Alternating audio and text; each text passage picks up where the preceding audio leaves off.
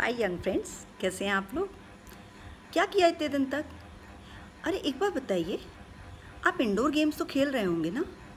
Ludo, carrom, chess भी।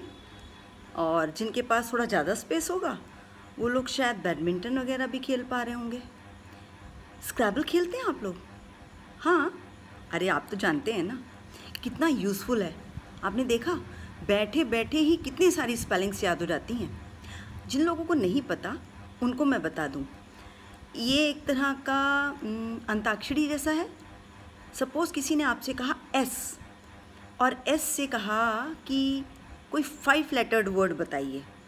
अब आपको ऐसा स्पेलिंग ढूंढना है जो एस से स्टार्ट होता हो और 5 लेटर्ड हो, यानी उसमें 5 अलग अलग दूसरे लेटर्स आते हों जिससे वो एक वर्ड बन जाता हो, बस। और जब आप थोड़ा सा भी दिमाग को स्ट्रेस करते हैं ना, तो इतने नए नए शब्द सुनने में आते हैं। और साथ ही साथ कई बार तो पता है, क्लूज़ अपने फ्रेंड से ही मिल जाते हैं। किसी ने कोई एक वर्ड बोला और आपने सेम साउंडिंग वर्ड वैसा ही कोई बना दिया। सपोज़ किसी ने कहा स्क्रीम, SCREAM। अब उसने कहा कि कुछ और बनाओ, स्क्रीम, अब एम से बोलो। सपोज़ उसने आपको वर्ड लिमिट नहीं दिया और कहा अब एम से कोई अक्षर बोलो, आपने बोल दिया मीन, MEAN। इसी तरह से आगे वाले ने सोचा अब एन से बोलना है, एन से बोलना है तो क्या बोलूँ, नीम, NEEM। यानी हम बैठे रहे, दिमाग भी ज़्यादा नहीं खर्च करना पड़ा और हमारी सारी स्पेलिंग्स हमें रिकॉल हो गई। अच्छा गेम है, मुझे तो बहुत पसंद है। इसको हम लिख के भी खेल सकते हैं। आप लोग अपनी बुक्स में करते ही तो हैं। वो क्रॉसवर्ड पजल्स जो होती हैं, या कई बार एक पूरा चार्ट दिया होता है एंड यू आर आस्क्ड कि आप उसमें किसी भी तरह से स्पेलिंग सर्च आउट करिए। आप उसको वर्टिकल कर सकते हैं, हॉरिजॉन्टल कर सकते हैं, अक्रॉस कर सकते हैं, और आप नए नए वर्ड्स ढूंढ लाते हैं। पता है क्या होता है, ये छोटी छोटी एक्सरसाइजेज जो होती हैं ना, ये ब्रेन के लिए होती हैं। यस, ब्रेन बूस्टर इसको कहते हैं। बूस्ट खाते हैं, हॉर्लिक्स भी पी लेते हैं, ऐसी चीज़ें मम्मा ड्राई फ्रूट्स खिलाती हैं, बहुत सारे अच्छी अच्छी चीज़ें बना बना के खिलाती हैं। लेकिन जैसे बहुत बढ़िया खाना खाने के बाद भी थोड़ी सी फिज़िकल एक्सरसाइज ज़रूरी है। दौड़ना, भागना, थोड़ा सा उछल कूद करना। एक सर्टेन एज के बाद, एक एज के बाद दौड़ भाग नहीं होती है, तो बड़े लोगों को आपने देखा होगा कि वो लोग या तो रनिंग कर लेते हैं, है ना, या ट्रेडमिल पे चल लेते हैं, साइकिलिंग कर लेते हैं, या फिर कुछ ऐसे सेटअप्स होते हैं जिसके ऊपर वो खड़े होकर एक्सरसाइज कर सकते हैं। बहुत से लोग जिम जाते हैं, या कुछ लोग ऐसे होते हैं जो योगा प्रेफर करते हैं। यानी एनी हाउ आपके शरीर के हर एक मसल को ज़रूरत होती है कि उसको थोड़ी बहुत एक्सरसाइज करने को मिले, ताकि वो मूवमेंट में रहे।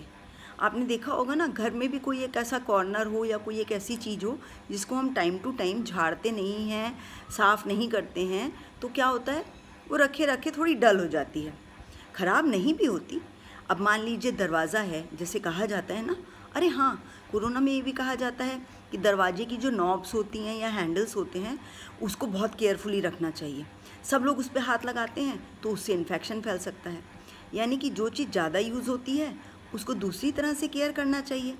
बॉडी में सपोज़ हमारी आँखें, अब हम सुबह से जब आँख खोल के उठ जाते हैं उसके बाद रात तक कभी टीवी देखना, कभी बुक्स पढ़ना, कभी स्क्रीन देखना, अपनी ऑनलाइन क्लासेस अटेंड करना, यानी ऑल द टाइम बेचारी आँखें जो है ना वो काम करती रहती हैं।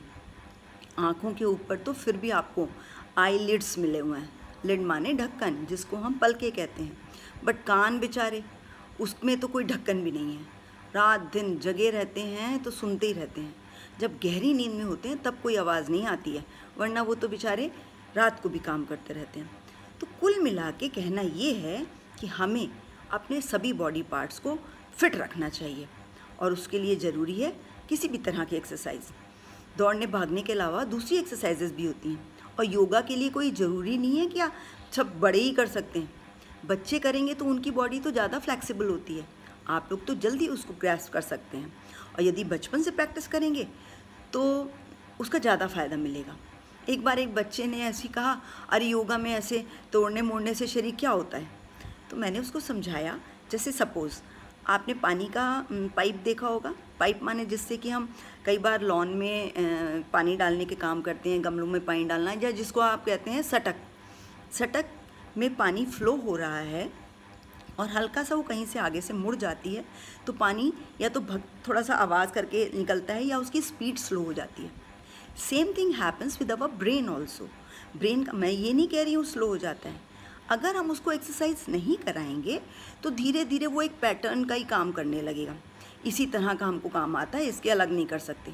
जब हम उसको चैलेंजेस देते रहेंगे कि चलो आज ये वाली एक्सरसाइज करके देखते हैं या आज ये वाला गेम खेल के देखते हैं, आपको थोड़ा टफ लग रहा है, आपके सारे फ्रेंड्स बहुत अच्छे से खेल पा रहे हैं, आपको नहीं बनता, तो पता है इसमें डरना, शर्माना, झिझकना नहीं चाहिए। अगर वो आपके सच्चे फ्रेंड्स हैं और आपको सही में प्यार करते हैं, आपको बहुत मानते हैं, तो वो आपको सपोर्ट करेंगे। आप धीरे से बता दीजिए कि मैं इस खेल में नया हूँ या मैं इस खेल में नई हूँ, मुझे अभी नहीं समझ में आ रहा, मुझे 1 या 2 दिन का टाइम दीजिए और मैं इसको सीख जाऊँगा और अच्छे से करके जाऊँगा। और जब आप किसी से ऐसा प्रॉमिस कर देते हैं ना, तो पता है आपके मन में खुद ही आ जाता है कि अब मैंने बोल तो दिया, चलो मैं प्रैक्टिस करूँ। और यदि आप डरपोक हुए तो फिर आप अगले दिन उस गेम में जाएंगे ही नहीं, आप धीरे धीरे उनकी कंपनी से हट जाएंगे। लेकिन ऐसे हटने से कभी भी जीत हासिल नहीं होती है। उसके लिए हमेशा ज़रूरी है कि चैलेंज को एक्सेप्ट करना। वो चैलेंज इतना डेयरिंग नहीं होना चाहिए कि आपने पेरेंट्स को बताया नहीं, अपने दोस्तों के साथ पिकनिक चले गए, नदी में छलांग लगा दी, बहुत तेज़ मोटरसाइकिल चला दी, या किसी के कहने से कोई भी ऐसी गलत चीज़, कई बार तंबाकू या सिगरेट ट्राई कर लिया। नो, चुनौती का मतलब वो चीज़ जो इससे आपका मन डर रहा है और आप कर सकते हो। ऐसे में तो आप कहोगे कि मैं तो बाइक भी चला सकता हूँ, या कोई गर्ल्स कहेंगी कि मैं तो ये भी कर सकती हूँ, लेकिन मम्मी नहीं करने देती। पेरेंट्स की कंसेंट के साथ वो आपको इस तरह के ब्रेन टीजर्स जो होते हैं उसको करने से नहीं रोकेंगे। और जब आपका ब्रेन स्ट्रांग हो जाएगा ना, तो आपको खुद ही समझ में आएगा क्या चीज़ करनी चाहिए, क्या चीज़ नहीं करनी चाहिए, क्या चीज़ अच्छी होती है, क्या चीज़ नहीं होती है। पढ़ने लिखने का भी तो यही मतलब होता है। उसका मतलब ये नहीं कि हम किताबें पढ़ लें, क्वेश्चन आंसर्स करके दिखा दें और अच्छे नंबर ले आएँ। पढ़ने लिखने से हमारे दिमाग का डेवलपमेंट होना चाहिए, हमको सही गलत बात पता होनी चाहिए, क्या अच्छा है, क्या बुरा, क्या करना चाहिए, क्या नहीं करना चाहिए, किस चीज़ से सम्मान मिलता है। इन सब बातों के लिए हमें ज़रूरी है कि हम इस बात का ध्यान रखें कि हमारे ब्रेन की एक्सरसाइज होती रहे। तो अगली बार स्क्रैबल खेल के देखिएगा। बाय।